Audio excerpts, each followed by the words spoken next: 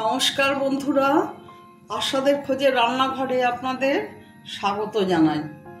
আজ আমি রান্না করব চাল কুমড়োর পুর ভরা রেসিপি। এবার চাল কুমড়োর পুর ভরা রেসিপি করতে গেলে এটা পুরটা ভরতে হবে। তার জন্য দেখুন, আমি চাল কুমড়ো খোসা ছাড়িয়ে কেটে ধুয়ে নিয়ে আমি রেখেছি। এই দেখুন, এইভাবে কেটে নিয়েছি, সব কটা এইভাবে কেটে নিয়েছি। এখানে পুরগুলো ভরে দেব।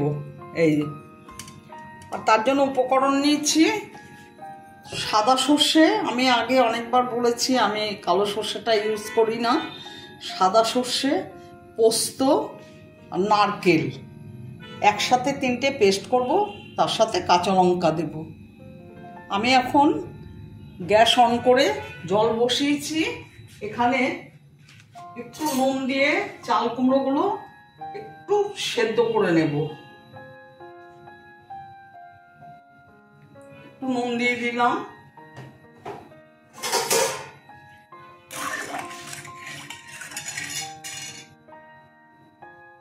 একটু হলুদ দিয়ে দিলাম।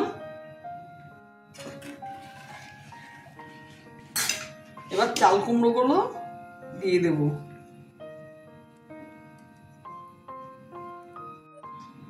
ঢেকে দিলাম। আমি এখন সর্ষে, পোস্ত আর নারকেল কাঁচা লঙ্কা পেস্ট করে নেব। সর্ষে, পোস্ত, নারকেল, কাঁচা লঙ্কা পেস্ট করা হয়ে গেছে। এই রান্নাটা অনেক পুরনো দিনের রান্না, আমার মা ঠাকুমার হাতের রান্না। আমরা ছোটবেলাও দেখেছি, বড় হয়েও মার হাতে খেয়েছি।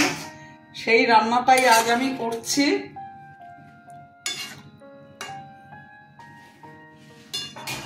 চাল কুমড়ো সেদ্ধ হয়ে গেছে, তুলে নিচ্ছি।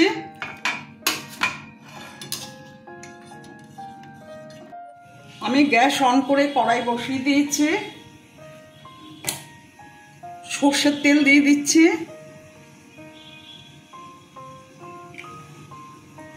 আমি এই সর্ষে, পোস্ত, নারকেল, লঙ্কার পেস্টটা একটু কড়াইতে নেড়ে নেব।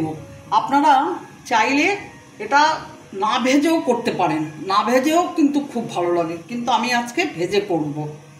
তেল গরম হয়ে গেছে, ছেড়ে দিচ্ছি।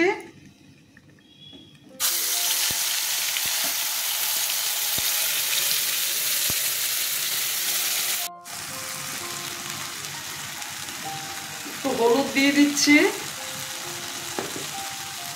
স্বাদ মতো মিষ্টি দিয়ে দিলাম,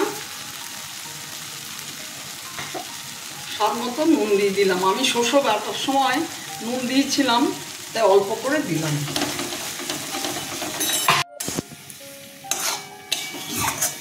এটা নাড়া হয়ে গেছে, এখন নামিয়ে নেব। দেখুন এরকম হয়েছে।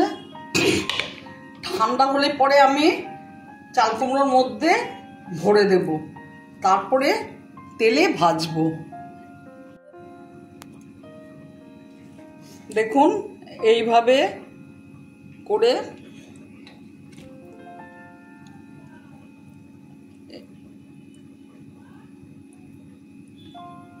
এইভাবে চেপে চেপে করতে হবে।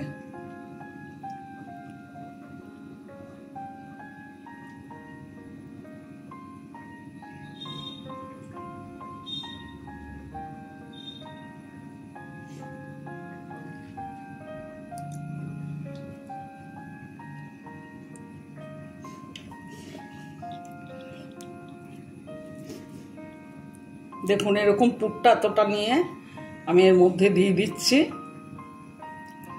তারপরে চেপে দিচ্ছি।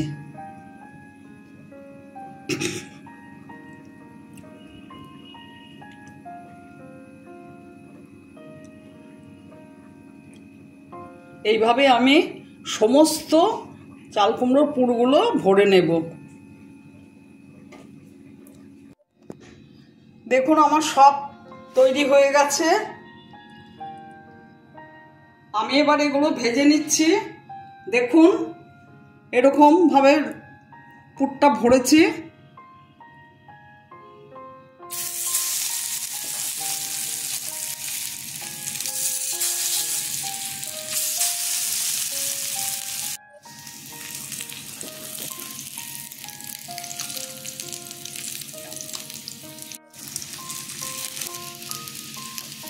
ভাজা হয়ে গেছে, তুলে নিচ্ছি।